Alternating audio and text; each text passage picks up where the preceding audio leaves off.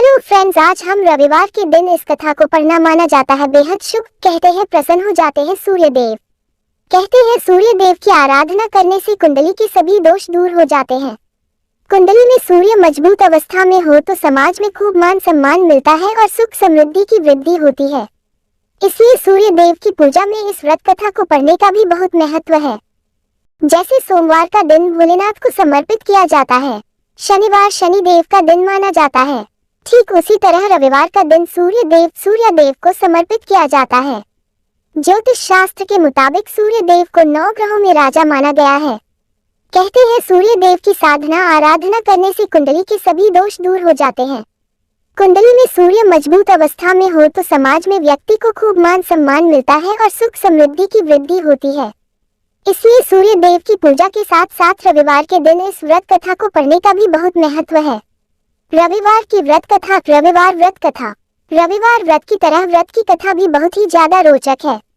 इस कथा के अनुसार प्राचीन काल में एक नगर में एक वृद्धा रहती थी। वह रविवार नियम से घर आंगन को गोबर से लीपकर भोजन तैयार किया करती और सूर्य देव को भोग लगाने के बाद ही खुद भोजन करती थी। ऐसा व्रत करने से उनका घर धन धान्य से पूर्ण था। हरि की कृपा घर में किसी प्रकार का विग्रह या दुख नहीं होने देती थी। घर में सब कुछ आनंद मंगल था। इसी तरह कुछ दिन बीत जाने पर वो पड़ोसन जिसकी गौ का गोबर वृद्धा लाया करती थी, वो विचार करने लगी कि यह वृद्धा हमेशा मेरी गौ का गोबर ले जाती है।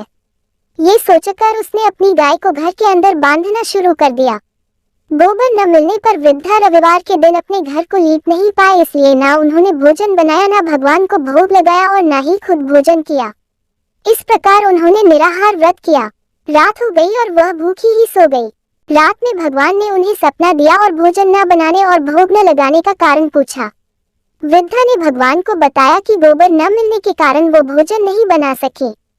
तब भगवान ने कहा कि माता, हम तुमको ऐसी गौ देते हैं जिससे सभी इच्छाएं पूरी होती हैं, क्योंकि तुम हमेशा रविवार को गोबर से लीपकर भोजन बनाती हो और भोग लगाकर ही खुद भोजन करती हो। इससे मैं खुश होकर तुम्हें वरदान देता हूँ।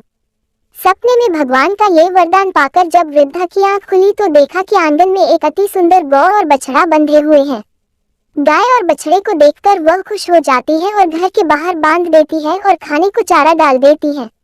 जब पड़ोसन ने वृद्धा के घर के बाहर अति सुंदर गौ और बछड़े को देखा तो द्वेष भावना से प्रेरित होकर उसका हृदय जल उठा, और जब उसने देखा कि गाय ने सोने का गोबर दिया है तो वो गाय का सोने का गोबर ले गई और अपनी गाय के गोबर को उसकी जगह रख दिया। रोजाना वह ऐसा करती रही और सीधी सादी वृद्धा को कानों कान इसकी खबर तक नहीं होने दी। तब सर्वव्यापी ईश्वर ने सोचा कि चालाक पड़ोसन की वजह से वृद्धा ठगी जा रही है, तो उन्होंने शाम के समय अपनी माया से बड़े जोर की आंधी ला दी। आंधी के भय से वृद्धा ने अपनी गाय को अंदर बांध दिया। सुबह जब गाय ने गोबर दिया तो वृद्धा आश्चर्यचकित रह गए और फिर वो रोजाना अपनी गौ को घर के अंदर ही बांधने लगी।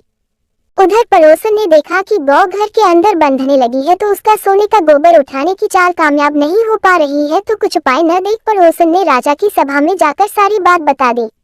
उसने राजा से कहा कि मेरे पड़ोस में एक वृद्धा के पास ऐसी गाय है जो आप जैसे राजाओं के ही योग्य है। वह गौ रोजाना सोने का गोबर देती है। आप सोने से प्रजा का पालन करिए। वृद्धा उस सोने का क्या करेगी?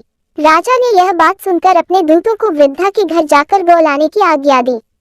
वृद्धा सुबह ईश्वर को भोग लगाकर भोजन करने ग्रहण करने ही जा रही थी, तभी राजा के कर्मचारी गाय खोलकर ले गए। ये देख वो काफी रोई चिल्लाए, लेकिन कर्मचारी ने एक न सुनी। उस दिन फिर वृद्धा गौ के वियोग में भोजन न कर सकी और रात भर रो रो कर ईश्वर से गाय को पुनः पाने की प्रार्थना करती रही। वही दूसरी ओर राजा गौ को देखकर प्रसन्न हुआ और सुबह जैसे ही वह उठा सारा में राजा ये देखकर घबरा गया। भगवान ने रात में राजा को स्वप्न में कहा था, है राजा, गाय वृद्धा को लौटा देने में ही तुम्हारी भलाई है। रविवार के व्रत से प्रसन्न होकर मैंने उसे यह गाय दी थी। सुबह होते ही राजा ने वृद्धा को बुलाकर बहुत सारे धन के साथ सम्मान सहित गौ और बछड़ा लौटा दिया। इसके साथ ही पड़ोसन को बुलाकर उचित दंड भी दिया। ऐसा करने से राजा के महल की गंदगी दूर हुई और उसे दिन राजा ने नगर वासियों को आदेश दिया कि अपनी समस्त मनोकामनाओं की पूर्ति के लिए रविवार का व्रत रखा करें।